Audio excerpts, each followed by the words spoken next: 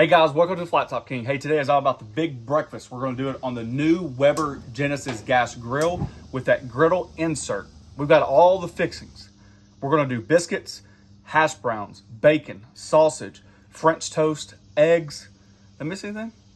If I did, it'll be in the video. You guys watch this.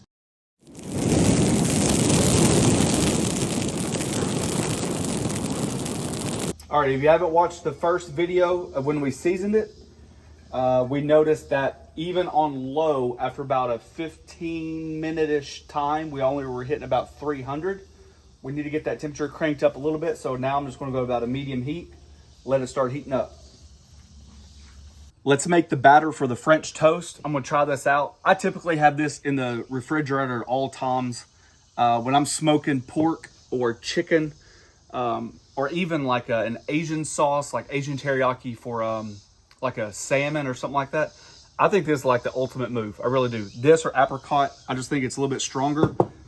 A little bit goes a long ways. It does add sweetness, but that little citrus hint, big fan of it. So something that I always preach about, keeping something in the pantry that goes a long ways, or the refrigerator, that's one of them.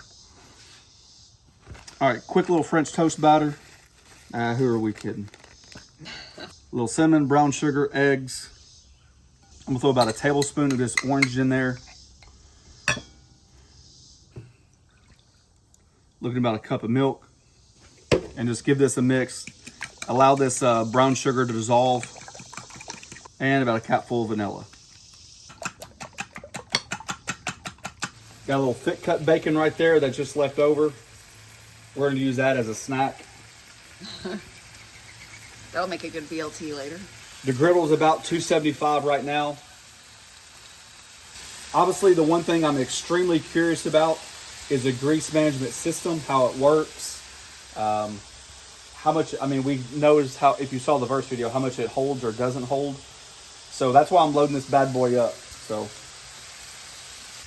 one thing that just came to my mind, we talked about how small the grease trap system was. Since my deck runs out of the house, which is supposed to, for the water to drain. The point is, that means that your grease is going to do the same thing inside your grease cup. So if you have about 1.5 inches worth of grease, the front part of your grease trap is going to be fuller than the back half. Obviously, you guys can see how my grease is pulling right here, which is a good sign. But my grease trap is over here, and it funnels in, and it's right underneath. So that's just something to think about. All right, I'm just moving my bacon around. I've been using my scraper to get that fond off of the griddle because I want to use it. So what we're going to do now is I've got my cast iron skillet on the side stove. Turn it on.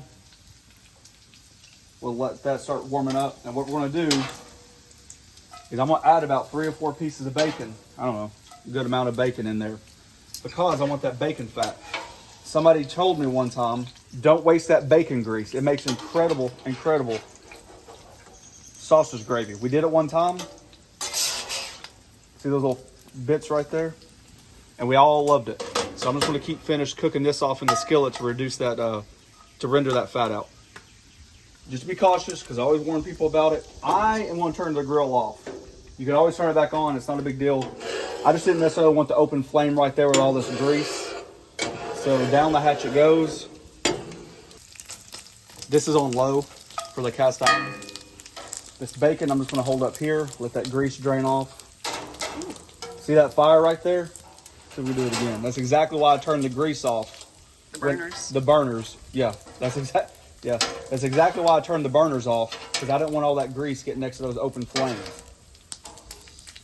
So far, I'm extremely impressed just by the griddle surface.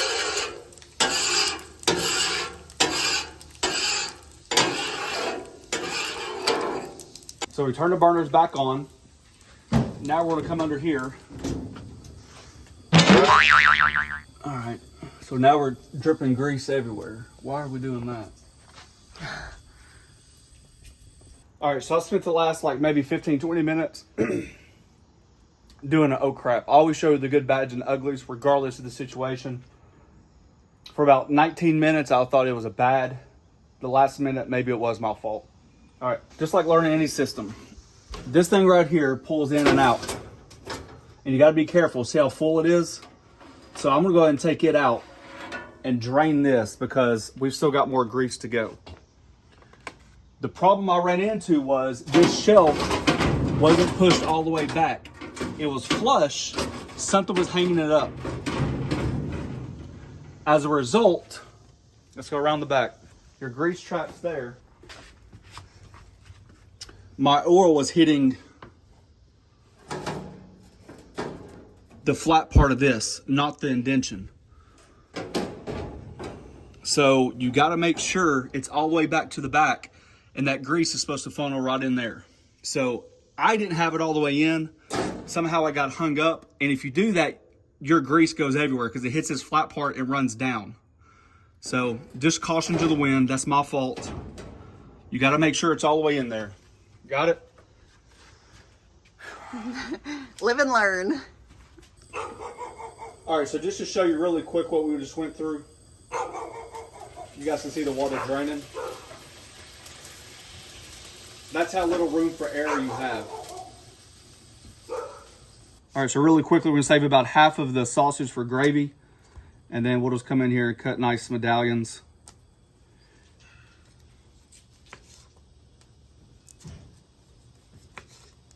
All right, now that we're up and running with full speed, we're gonna do the biscuits on here because that way we can close the lid.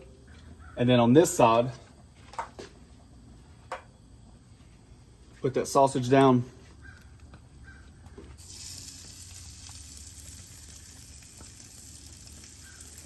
The griddle's about 375 right now. When I turned everything off to clean it, we just had to heat it back up really quick. Really quick tip on the sausage. If you find that your sausage gets squishy when you cut it, throw it in the freezer for about, just like you would chicken or ribeye steak before you slice it thin, for about 30, 45 minutes, and it should help firm it up. And you get nice medallions out of it. See how much bacon grease we got in there? About 1 to 2 tablespoons. Yes.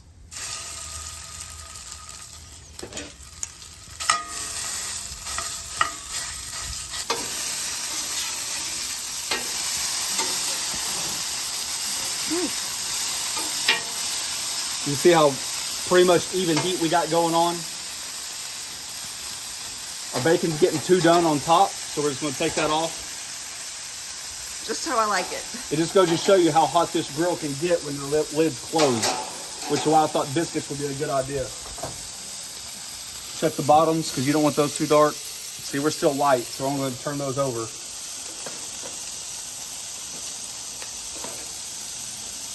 All right, take this time to do about 4 equal hash browns. We got all that sausage and bacon leftover grease on there. Maybe throw a couple butter patties down there.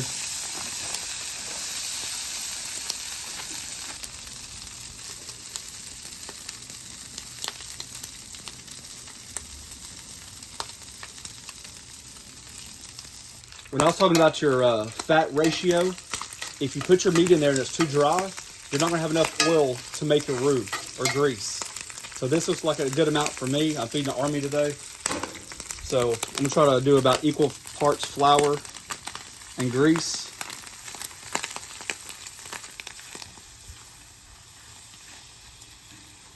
Golly, that looks good, honey.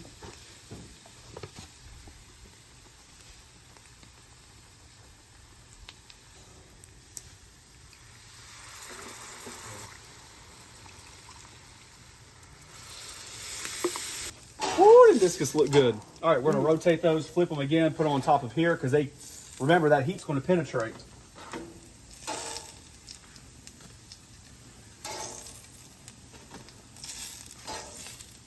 Now what we're gonna try to do is adjust our temperatures, okay?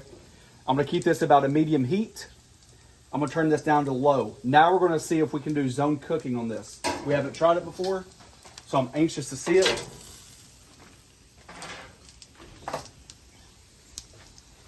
With that leftover sausage grease, we got jalapenos and onions.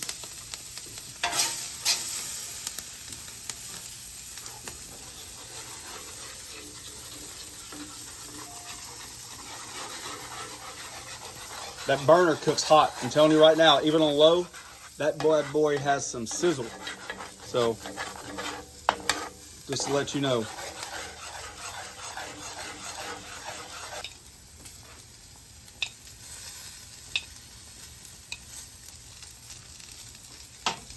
Don't start salting or peppering your gravy until you like the consistency. Because if you have to keep adding milk, then you're going to disturb the salt and pepper ratio per se. So once it comes up to the thickening you like, remember, it will thicken up as it sets, but that's when you want to season with salt and pepper. All right, before you know it, your biscuits should look something like that. Very easy to do, very easy.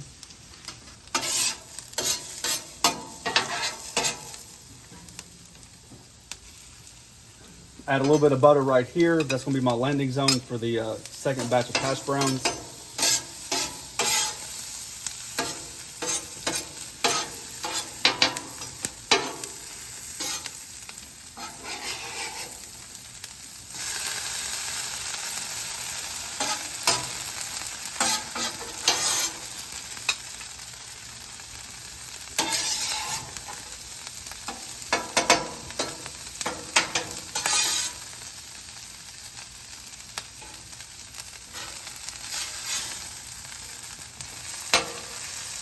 So far, I'm liking what I'm seeing. Very even color. Remember, the griddle has been hovering around about a medium.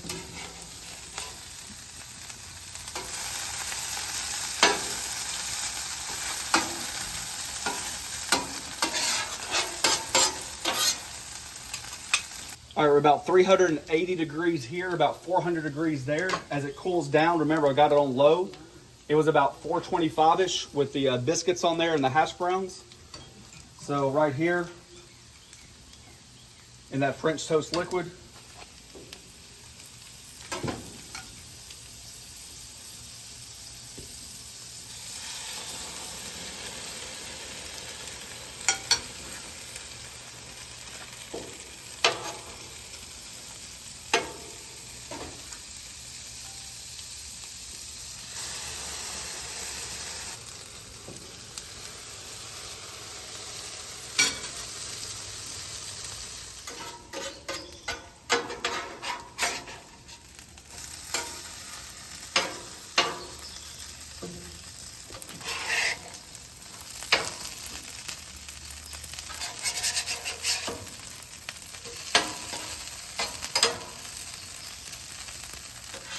all right, the griddle temp here is about 375 to 400. Remember, we turned this side of the griddle down to low. We're shooting about 340, 335, and 330. So this temperature is dropping as this one's maintaining. So the zone cooking is working really well. I would suggest, and obviously it's obvious that this part of the grill is hotter, but this is on higher. So you're gonna have a little bit of bleed over, but to this be 330 and this 375 just goes to show that you can actually zone cook on this insert as well.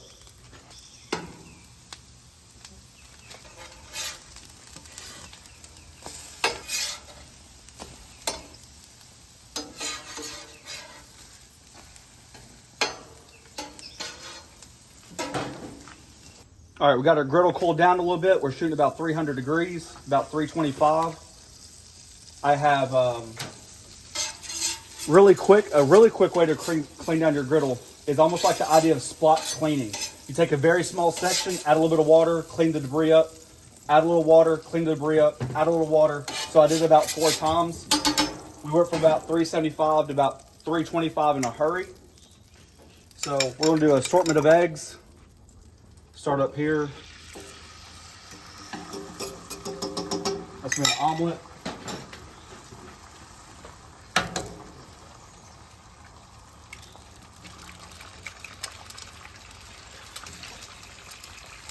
Salt.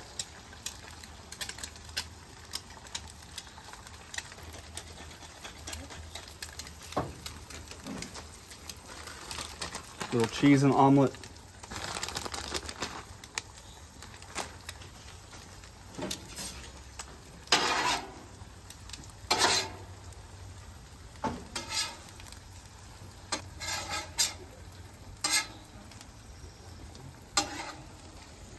Nice light color, no browning. Keep that over.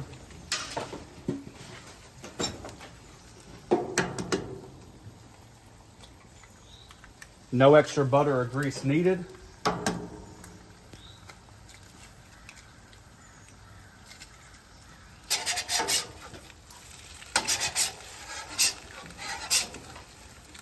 Ooh, the eggs are slick.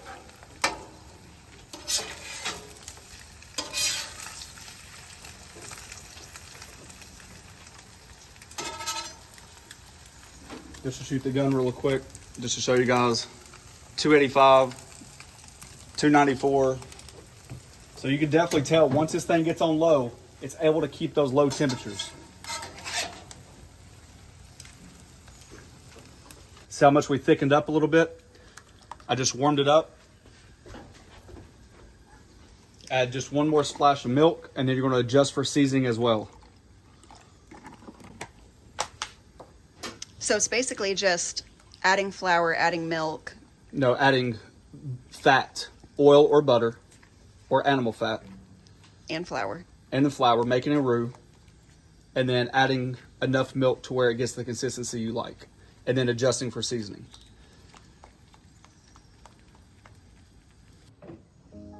All right, guys, there you go. That's about as big as breakfast as you can make. From the eggs to the French toast, the bacon, the biscuits, the sausage, hash browns, and gravy. The one thing I really want to try out really quick is just the French toast, because we put the orange marmalade in there. And I've been wanting to do that for a while and keep forgetting. A good way to add extra flavor is coffee creamer.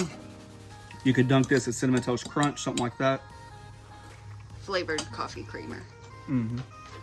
You don't even, a little bit. I'd add more. I'd add a little bit more. My birds are asking. What do you think? Is it too much? You don't even taste the orange, do you? I think I can use more.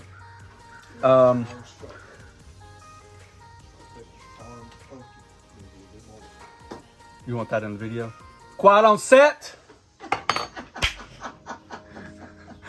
All right. My dad's harassing me. So, my final thoughts are probably blown away. I did not expect it. I thought the griddle ran flawlessly. I do think it's limited on space, but when you buy the grill and you're looking at the grill insert as an extra, I see why. It has outperformed other griddles. There's just no other way to say it. So, there's my opinion. It's outperformed other griddles when they're just a standalone griddle. Do what you want to with the information. I'm just here to give it to you. Anybody can cook on these things and get their own reaction, their own information, but we shot the temperatures all day long. We're able to adjust the temperatures. We're able to do zone cooking.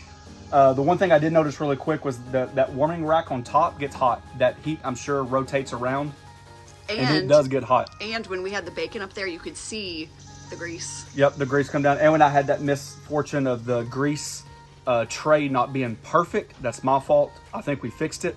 But other than that, I mean, I am super, and I mean super excited to cook on this. Anyways, all right, that's it. If you guys are interested, we have a join button down below. It's a membership program. We thank each and every one of you for taking time for doing so. You guys can check us out on The Griddle Group on Facebook, where we talk about griddles. Now gas grill inserts are becoming very, very, very popular. That's why we went this route. We just made a huge breakfast spread that shows you that you can do it all. Thanks for watching. Don't forget to press that subscribe button, pound the notification button, share it with your friends. Peace.